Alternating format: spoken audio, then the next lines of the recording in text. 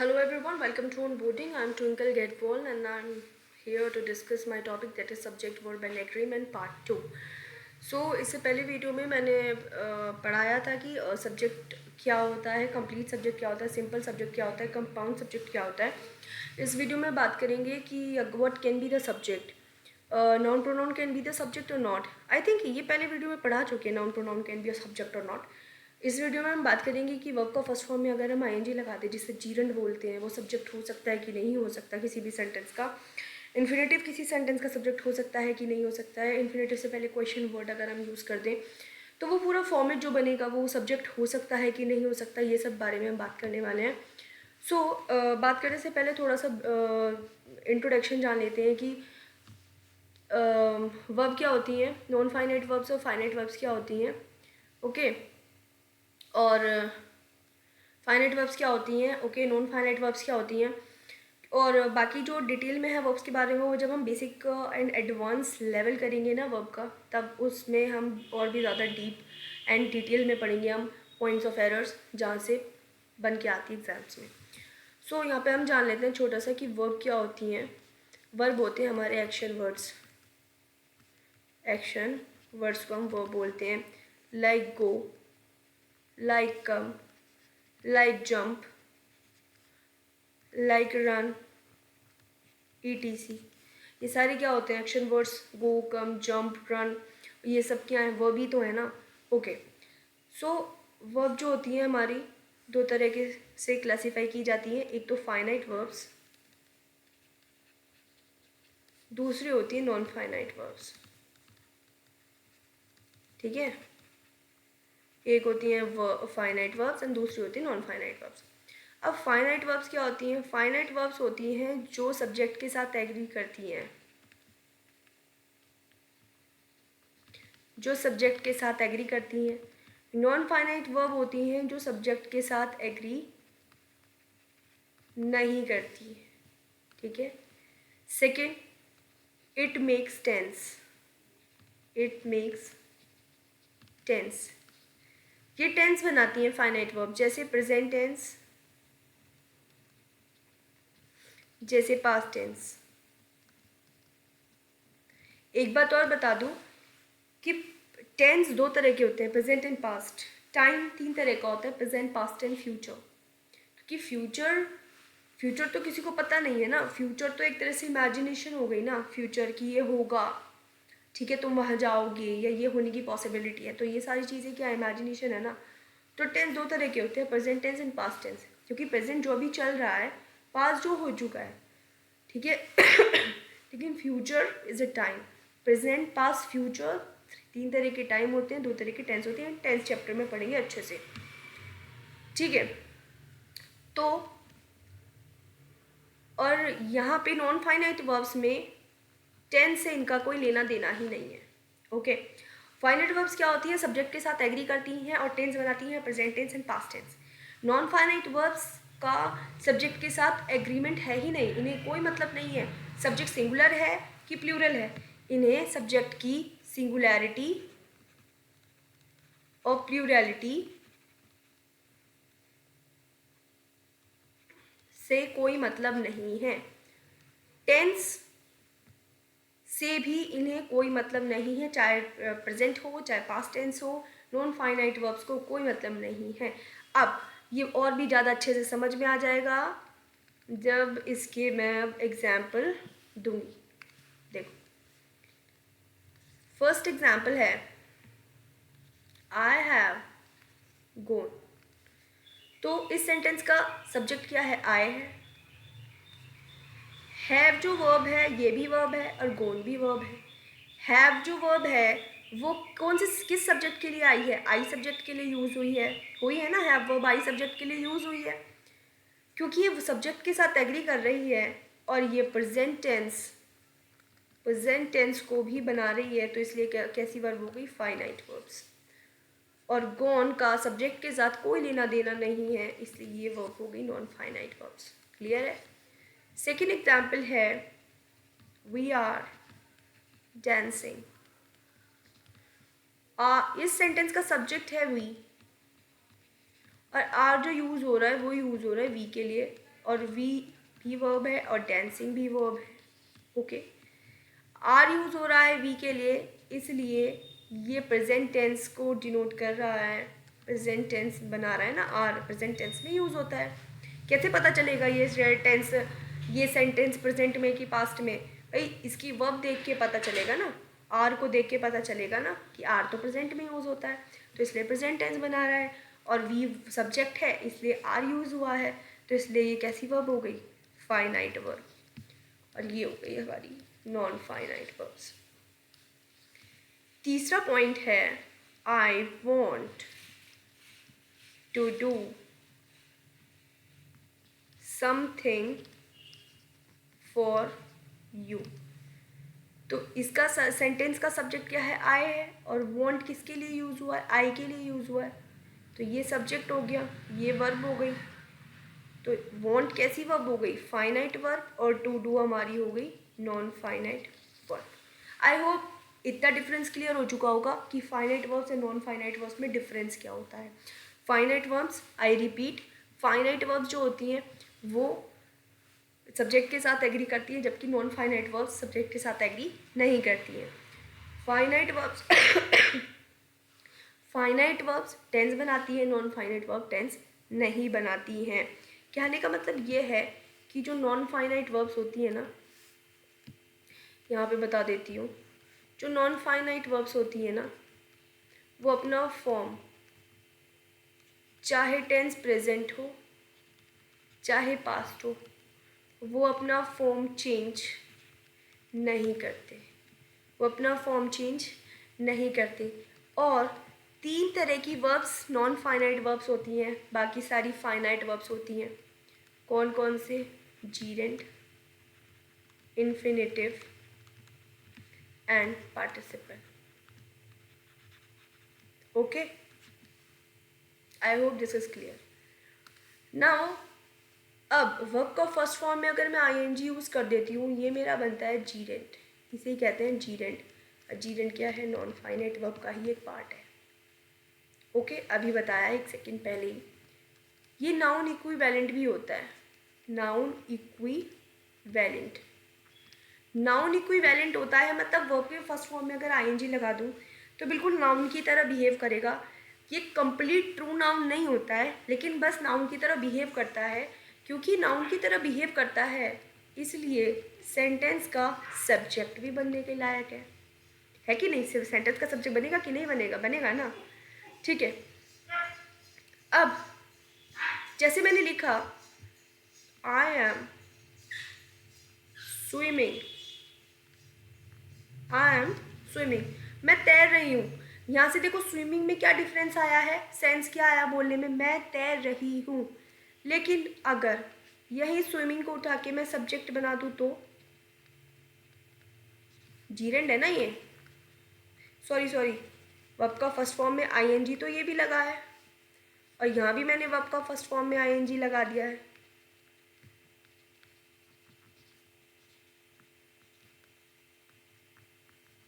Swimming is a very good exercise. अब I am swimming, मैं तैर रही हूँ, यहाँ भी वर्ब का फर्स्ट फॉर्म में आईएनजी है। Swimming is I am swimming and swimming is a very good exercise, यहाँ भी फर्स्ट फॉर्म के स्विमिंग में आईएनजी है। डिफरेंस क्या है? वहाँ सेंस आया आई एम स्विमिंग, मैं तैर रही हूँ।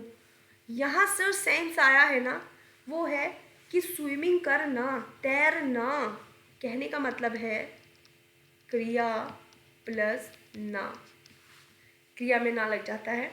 तैरना एक बहुत अच्छी एक्सरसाइज है, तैरना एक बहुत अच्छी एक्सरसाइज है, ठीक है।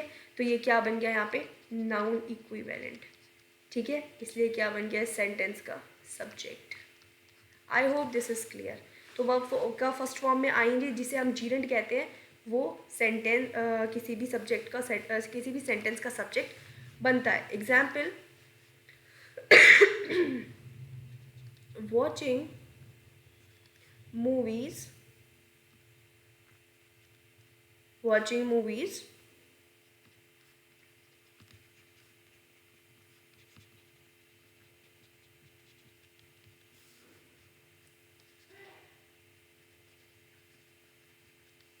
watching movies is one of our favorite hobbies. Right. तो मूवीज़ को वॉच करना, मूवीज़ को वॉच करना, आया ना सेंस। तो ये क्या हो जाएगा इस सेंटेंस का, नाउन इक्विवेलेंट हो जाएगा, और क्या बनेगा ये, सब्जेक्ट बन जाएगा। सेकेंड एग्जाम्पल से समझाती हूँ, जैसे swimming is very good exercise. Swimming बहुत अच्छी एक्सरसाइज है। तो स्विमिंग क्या है, तैरना। तो ये सेंटेंस का क्या बन गया, सब्जेक्ट बन गया। I hope this is clear. Okay, now to verb का फर्स्ट फॉर्म जिसे हम इन्फिनेटिव भी बोलते हैं, क्या बोलते हैं, इन्फिनेटिव भी बोलते हैं। और ये भी हमारा क्या होता है, नाउन इक्विवेलेंट होता है, नाउन इक्विवेलेंट होता है। ट्रू नाउन तो नहीं होता, लेकिन नाउन के जैसा होता है। अगर ये नाउन के जैसा होता है तो ऑब्वियस सी बात है ये किसी भी सेंटेंस का क्या बनेगा, सब्जेक्ट बनने को रेडी है। ओके, अब वर्ब के फर्स्ट साथ अगर मैं टू लगा दूँ तो ये बन जाएगा मेरा इन्फिनिटी। और एक होता है बियर इन्फिनेटिव। बियर इन्फिनेटिव वो होता है विदाउट टू, विदाउट टू। तो ये सब हम कहाँ पढ़ेंगे, हम पढ़ेंगे वर्ब सेक्शन में, जब हम एडवांस लेवल बेसिक लेवल करेंगे वर्ब का। ओके, कि बियर इन्फिनेटिव क्या होता है। सो एग्जाम्पल के तौर पे to laugh amongst, to laugh amongst all of you is really enjoyable। ठीक है, to laugh amongst you are really enjoyable, तो इसका सब्जेक्ट क्या हो जाएगा, to laugh. Okay, next to teach, to teach online is a big opportunity for me. मेरे लिए ऑनलाइन टीच करना बहुत ही बिग अपॉर्चुनिटी है। ठीक है, तो इस सेंटेंस का सब्जेक्ट क्या हो जाएगा, to teach. Okay, I hope this is clear कि टू वर्ब का फर्स्ट फॉर्म इन्फिनेटिव भी हमारे क्या बनता है, सब्जेक्ट बनता है। अब देख लीजिए पार्टिसिपल जान लेते हैं। पार्टिसिपल क्या होता है, पार्टिसिपल पार्टिसिपल होता है when verb acts as adjective।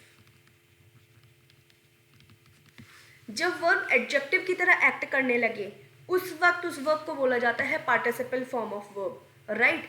इस ठीक है, जैसे अब मैं बोलूँ जैसे गुड है, गुड भी तो एक एडजेक्टिव है, लेकिन ये पार्टिसिपल नहीं है। क्यों, क्योंकि गुड वर्ब नहीं है। जैसे मैंने बोला बैड, बैड हमारा एडजेक्टिव तो है लेकिन ये पार्टिसिपल नहीं बन सकता। क्यों, क्योंकि वर्ब हमारा बैड हमारा वर्ब नहीं है। ओके, क्लियर है। अब जैसे मैंने बोला example, the boy is sleeping, the boy is sleeping, लड़का सो रहा है। ठीक, यही मैं बोलती हूँ the sleeping boy, the sleeping boy. तो यहाँ पे क्या था, यहाँ क्या था, यहाँ वर्ब का वर्ब है ना, ये स्लीपिंग वर्ब है ना कि लड़का सो रहा है, लेकिन यहाँ पे क्या है, sleeping boy, the sleeping boy, the sleeping boy. इसका मतलब स्लीपिंग किसकी तरह एक्ट कर रहा है, ये वर्ब तो है लेकिन एक्ट किसकी तरह कर रहा है, एडजेक्टिव की तरह। क्यों, क्योंकि ये बता रहा है कि क्या, द स्लीपिंग बॉय, जो लड़का सो रहा है, ठीक है, उसके बारे में बात हो रही है। ठीक है, द स्लीपिंग बॉय, जो लड़का सो रहा है उसके बारे में बात हो रही है। तो यहाँ पे बॉय के बारे में बताया जा रहा है कुछ, और जो किसी सब्जेक्ट के बारे में जो कोई विशेषता है, कोई भी बात, एनी इंफॉर्मेशन को बता दे, कोई क्वालिटी बता दे, उसे क्या बोलते हैं, एडजेक्टिव से बोलते हैं ना। तो यहाँ पे वर्ब कैसा बिहेव कर रहा है, एडजेक्टिव की तरह बिहेव कर रहा है, तो इसलिए ये क्या हो जाएगा हमारा पार्टिसिपल, पार्टिसिपल। तो सिंपल है कि जब वर्ब एडजेक्टिव की तरह बिहेव करने लगे उन्हें कहते हैं हम पार्टिसिपल्स। ओके, तो बाकी डिटेल में हम पढ़ेंगे वर्ब के चैप्टर में। नाउ अब जब द एडजेक्टिव से पहले एडजेक्टिव्स क्या होते हैं, ऐसे वर्ड्स जो नाउन प्रोनाउन की क्या बताए, क्वालिटी बताए ना, उन्हें हम एडजेक्टिव्स बोलते हैं, सबको ही पता होगा।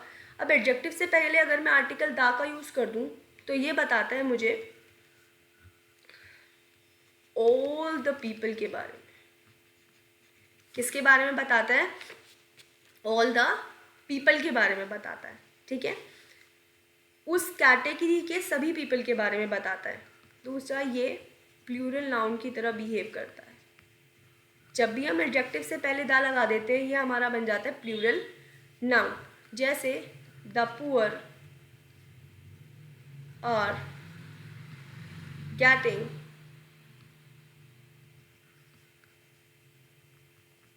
poorer and poorer, poorer and poorer day by day. Okay, the poor are getting poorer and poorer day by day.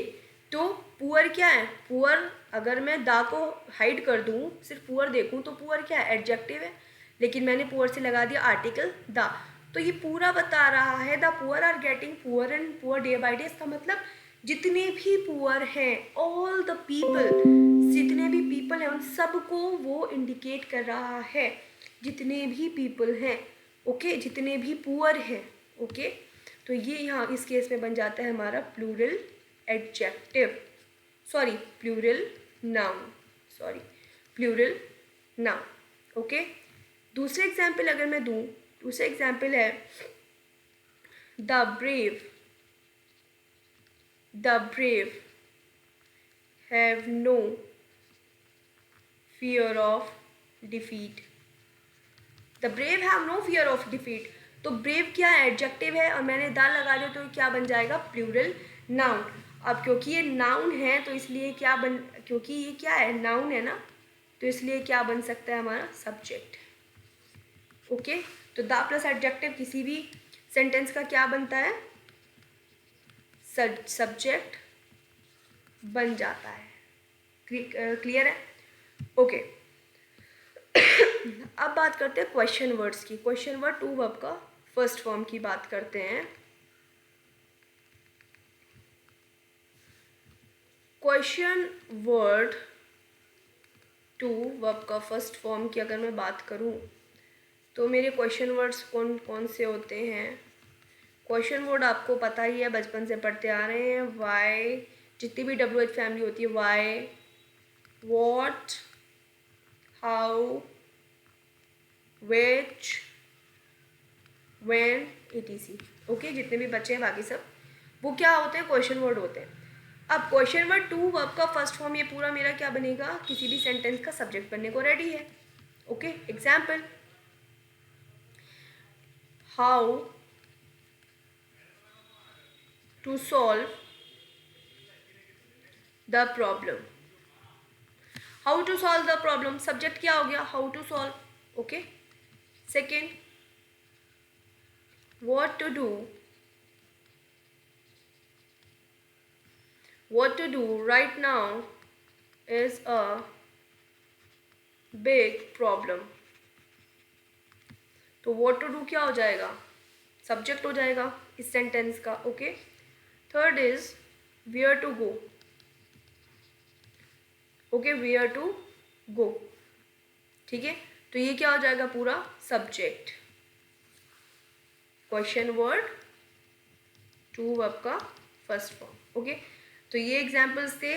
ये क्वेश्चन वर्ड टू वर्ब का फर्स्ट फॉर्म भी क्या बनता है? हमारा सब्जेक्ट बनता है। नाउ अगर मैं बात करूँ प्लेसमेंट ऑफ अ सब्जेक्ट की, तो सब्जेक्ट का प्लेसमेंट कहाँ कहाँ हो सकता है? ऐसा नहीं है कि अगर किसी भी सेंटेंस का कोई सब्जेक्ट है तो वो बिगिनिंग में ही आएगा, no, it's not like that.